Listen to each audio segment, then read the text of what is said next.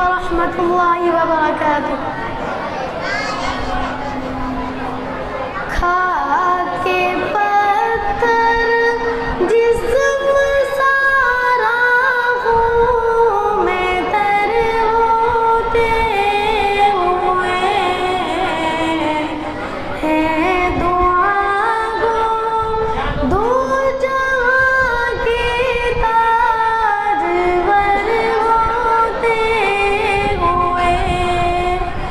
خاک پتھر جسم سارا خون میں تر ہوتے ہوئے کہ اللہ اللہ کیسا ہوگا ان نمازوں میں خشوع. جان کیسے سجدے کرتے ہوں گے اور کیسے رکوع.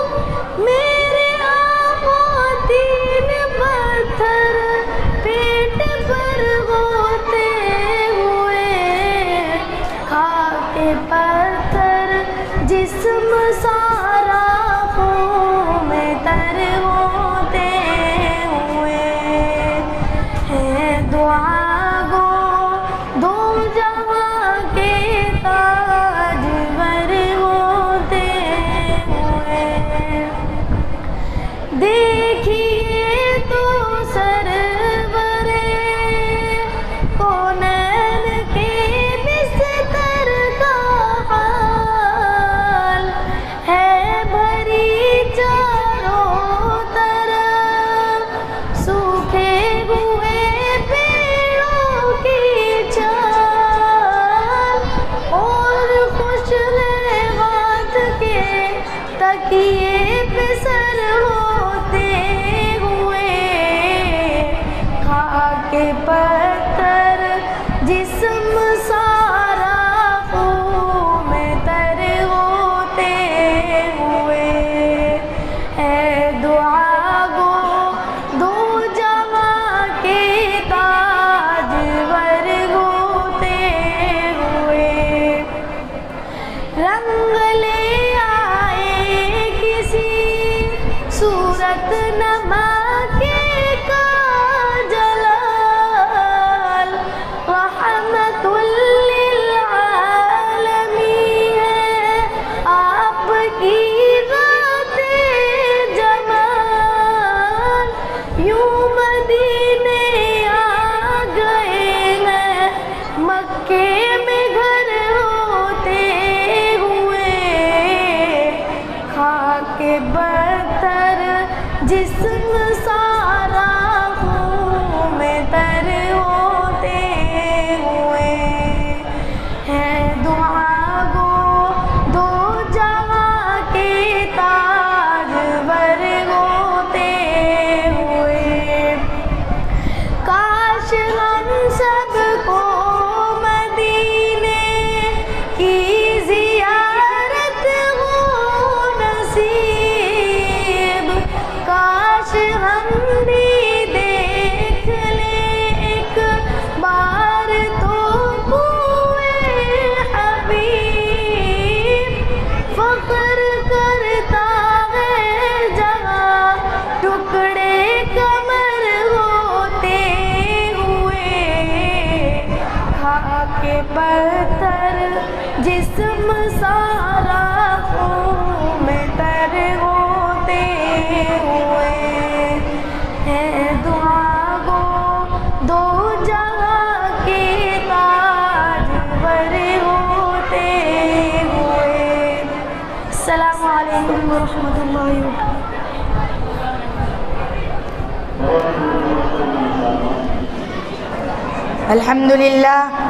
الحمد لله رب العالمين والصلاة والسلام على سيد المرسلين وعلى آله وأصحابه أجمعين.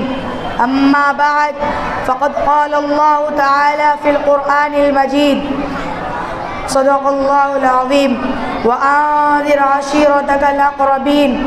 صدر ذي وقار میرے محسن و کرم فرما حضرات، اساتذہ کرام اور قابل قدر دوستوں اور عزیزوں، آج کے اس بزم پور کیف میں میری تقریر کا عنوان کوہ صفا کا نعرہ ہے۔ حضرات سامعین، اس دنیا میں جب جب برائیوں نے جنم لیا اور کفر و شرک عام ہوا تو اللہ تعالیٰ نے اپنے انسانوں کی اصلاح کے لیے اپنے منتخب بندوں کو بھیجا، جن کو نبی یا رسول کہا جاتا ہے۔ یہ سلسلہ صدیوں تک جاری رہا اور آخر میں ہمارے پیارے رسول محمد صلی اللہ علیہ وسلم کو مبعوث فرما کر دونوں جہان کی کامیابی حاصل کرنے کے لیے قیامت تک ان کے طریقے کو ہی لازم قرار دے دیا گیا۔ دوستو، اس حقیقت کے واضح ہو جانے کے بعد کہ نبی کی اتباع کے بغیر کامیابی ممکن نہیں، اور یہ کہ حضرت محمد صلی اللہ علیہ وسلم اللہ کے آخری رسول اور قیامت تک کے نبی ہیں، میں یہ بتانا چاہتا ہوں کہ آپ صلی اللہ علیہ وسلم نے دعوت کا اعلان سب سے پہلے اپنے رشتہ داروں اور عزیزوں سے کیا، کیونکہ اللہ تعالیٰ کا حکم تھا وَأَنذِرْ عَشِيرَتَكَ الْأَقْرَبِينَ، اور اپنے قریبی رشتہ داروں کو ڈرائیے۔ اس حکم کے نتیجے میں آپ صلی اللہ علیہ وسلم 3 سال تک خفیہ طور پر دعوت دیتے رہے، یہاں تک کہ اللہ تعالیٰ کا یہ حکم نازل ہوا فَاصْدَعْ بِمَا تُؤْمَرُ وَأَعْرِضْ عَنِ الْمُشْرِكِينَ، اور جس کا آپ کو حکم دیا جا رہا ہے اس کا اعلان کر دیجئے اور مشرکین کی پرواہ نہ کیجئے۔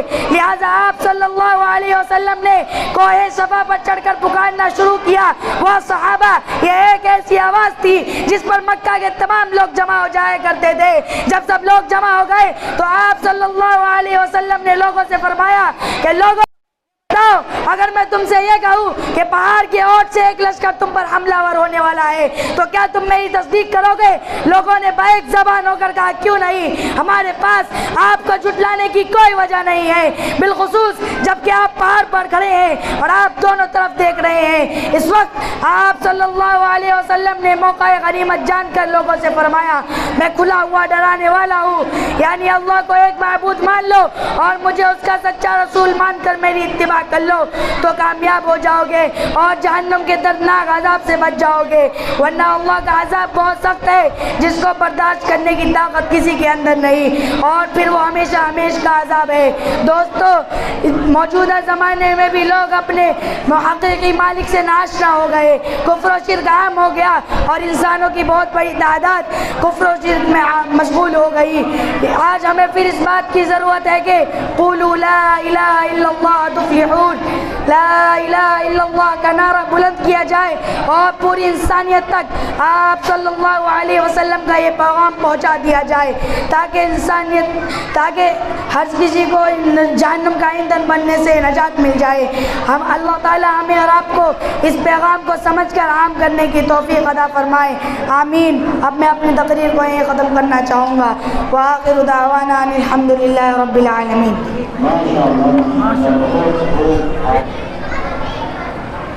الحمد للہ رب العالمین۔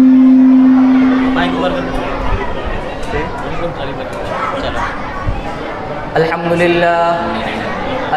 للہ رب العالمین، والصلاة والسلام على سید المرسلین وعلى آلہ وصحبہ اجمعین، اما بعد، فقد قال اللہ تعالی فی القرآن المجید فأعوذ باللہ من الشیطان الرجیم، بسم اللہ الرحمن الرحیم،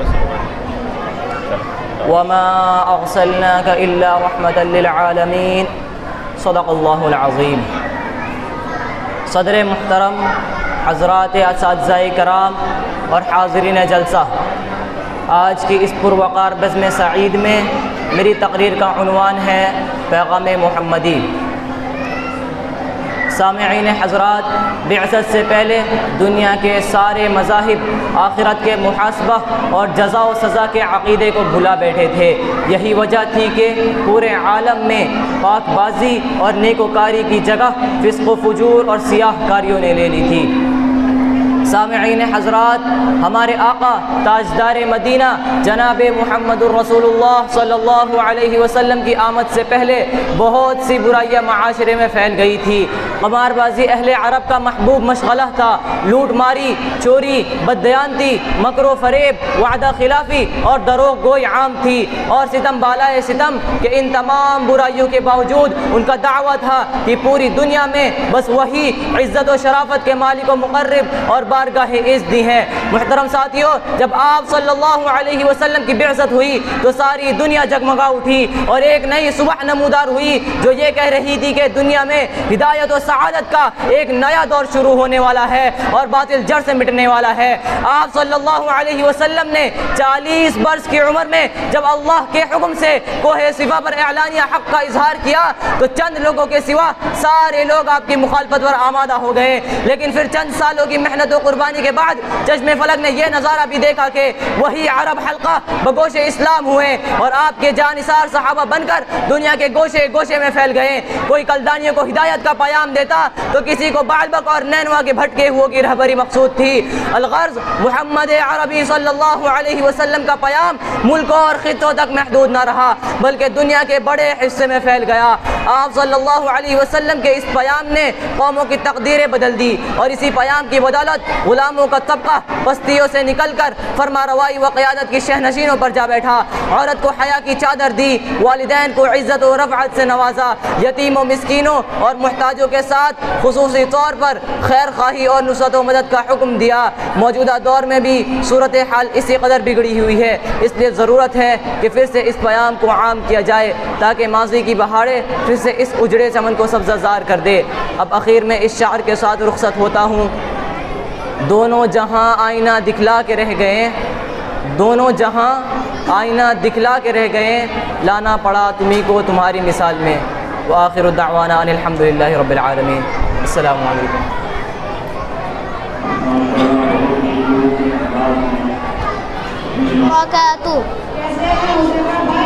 الحمدللہ یوسف بھائی، میں اللہ کے فضل سے ٹھیک ہوں، آپ بتائیں آپ کیسے ہیں؟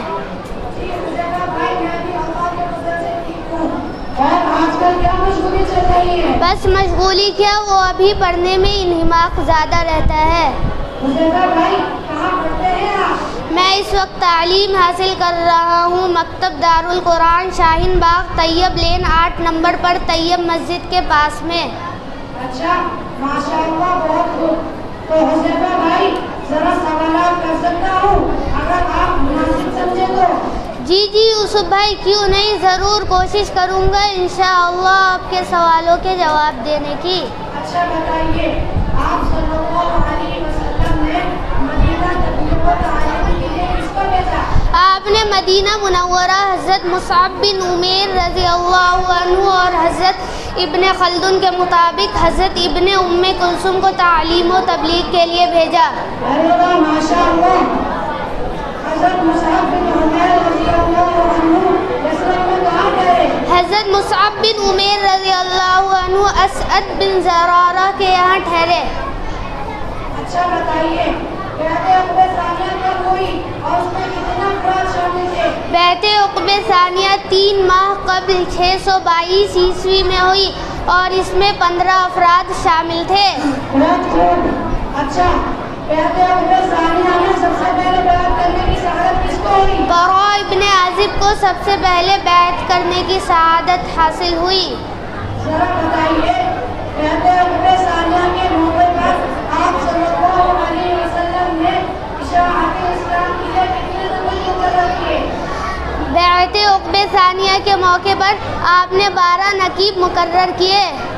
ذرا بتائیے، جب مسلمانوں نے آہستہ آہستہ ہجرت مدینہ کی تو آپ صلی اللہ علیہ وسلم نے ان دو حضرات کو ہجرت کرنے سے منع فرما دیا تھا۔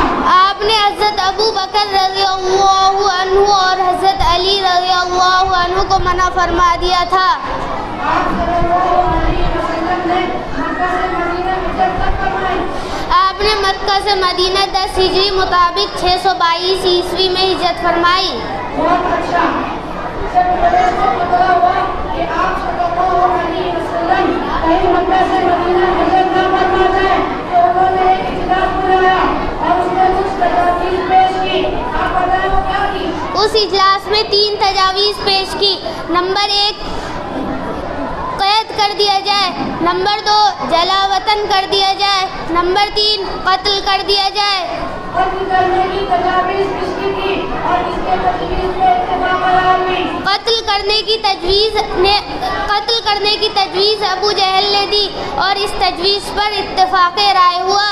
اچھا بتائیے، آپ صلی اللہ علیہ وسلم نے ہجرت کرنے کی اطلاع سب سے پہلے کس کو دی؟ آپ نے اپنی ہجرت کرنے کی اطلاع سب سے پہلے حضرت ابو بکر صدیق رضی اللہ عنہ کو دی.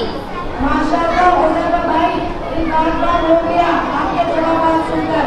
اللہ تعالیٰ آپ کے علم میں مزید اضافہ فرمائے. آمین. اچھا ٹھیک ہے، چلتے ہیں. جی بہتر ہے. السلام علیکم ورحمۃ اللہ وبرکاتہ. وعلیکم السلام ورحمۃ اللہ وبرکاتہ.